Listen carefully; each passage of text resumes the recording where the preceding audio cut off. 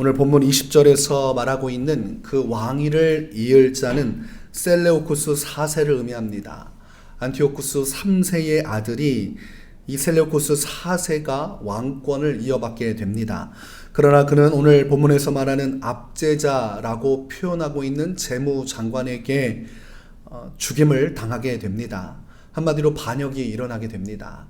그러자 21절에 보니까 그의 뒤를 이은 왕이 나타나는데 그 사람을 성경은 비천한 사람이다 이렇게 표현합니다. 이 비천한 사람은 우리가 지난번 말씀을 통해서 확인했던 안티오쿠스 4세입니다.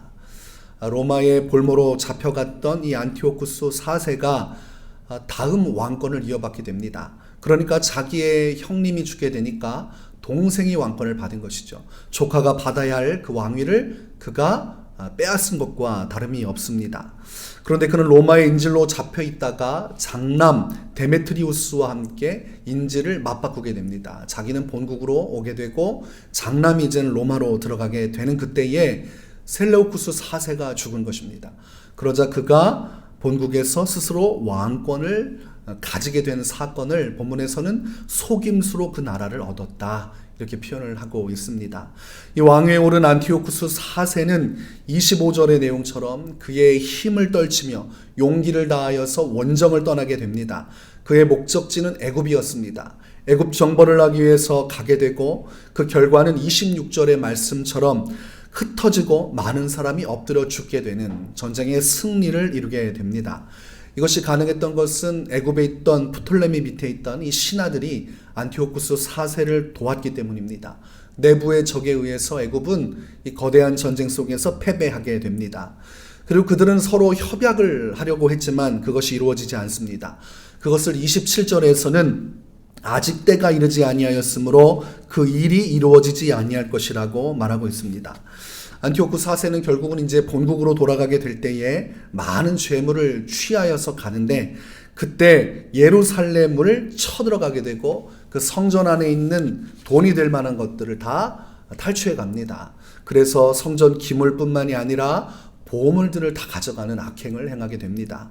이후에 다시 한 번 더 애굽 원정에 도전하지만 실패를 하게 되고 이 실패의 원인은 로마군이었습니다. 로마군이 버티고 있고 개입할 여지가 생기자 결국은 애굽을 정벌을 하지 못했습니다. 그리고 그 화와 분노를 유대에다가 쏟아부었습니다.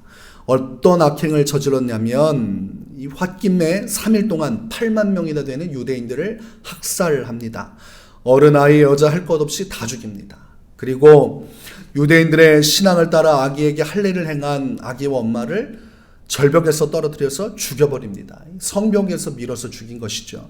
완전히 이 사람은 정상이 아닌 사람입니다. 안티오쿠스 4세. 이미 다니엘이 사전에 보았던 그의 환상 속에 나타났던 이 작은 뿔이 안티오쿠스 4세라고 이야기했습니다. 그가 행한 일은 성전을 훼손하는 일, 그리고 성전의 한복판에 제우스 신상을 세워버립니다. 그리고 도시 곳곳마다 히랍 신전과 제단을 쌓고 그리고 지방 곳곳마다 자신의 얼굴을 신상으로 세워둡니다.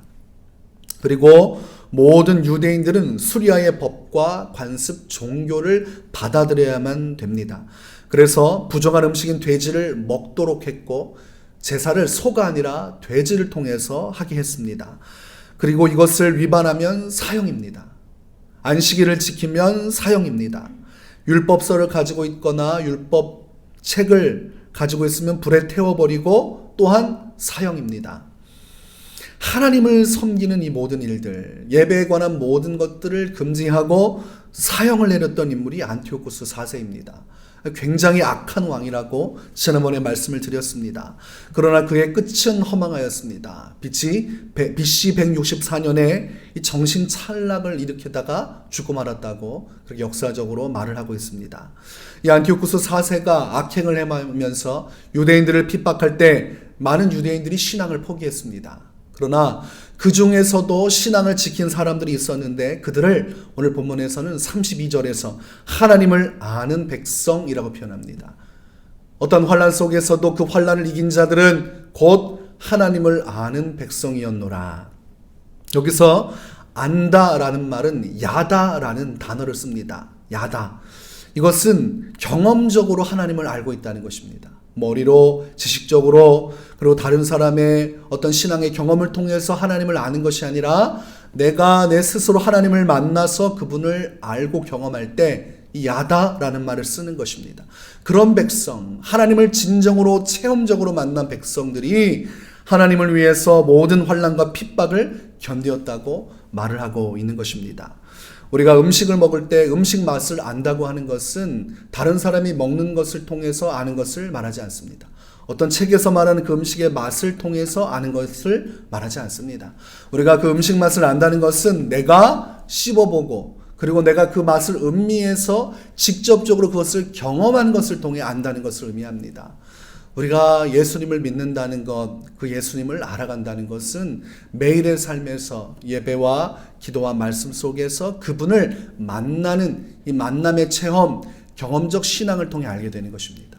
이것이 내 안에 체험되어질 때 그 신앙을 가진 자만이 환난의 때를 통과할 수 있습니다. 그저 지식적으로 머릿속으로만 예수님이란 분이 계시다, 그분이 나의 하나님이다 아는 사람, 또는 다른 사람의 간증이나 신앙의 얘기를 통해 교회 분위기를 통해서 그분이 계신가 보다 라고 짐작하는 신앙은 환난을 이길 수가 없습니다.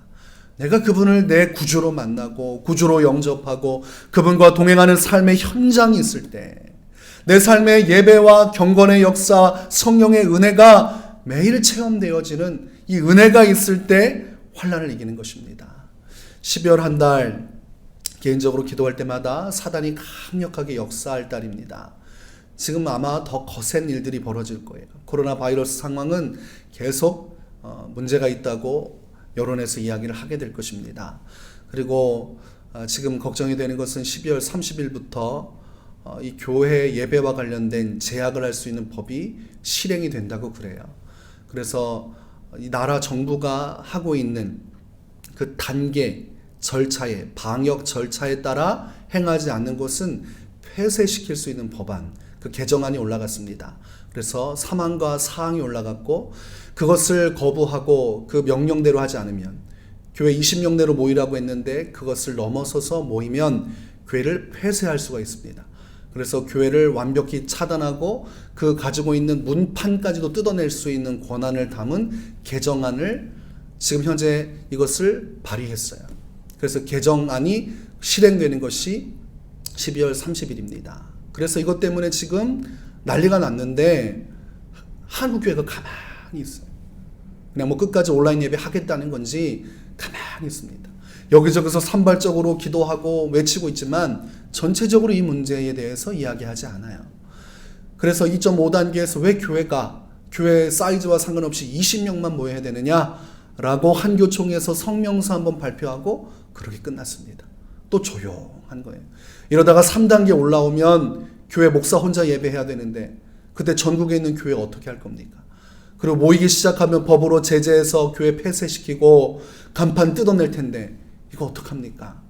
이 12월 한 달이 그만큼 사단이 강력하게 역사하는 것입니다. 하나님께서 도와주지 않으시면 이 나라 이 민족이 어디로 갈지 모르는 상황입니다. 교회적으로도 사회적으로도 우리가 이 12월 한 달 정신을 바짝 차려서 모여야 하고 기도해야 하고 이 영적으로 돌파를 해야 됩니다. 안티오쿠스 4세 때 행했던 이 악행이 있었지만 그럼에도 불구하고 끝까지 믿음을 지킨 사람들이 있었어요. 그렇다면 오늘 우리도 믿음의 역사를 이루어 나가야 하는 것입니다. 오늘도 하나님을 알고 그분을 내가 체험하는 신앙을 통해서 우리가 끝까지 믿음의 역사를 흔들림 없이 이루어 나가는 교회 공동체가 될 수 있기를 주의 이름으로 축원합니다.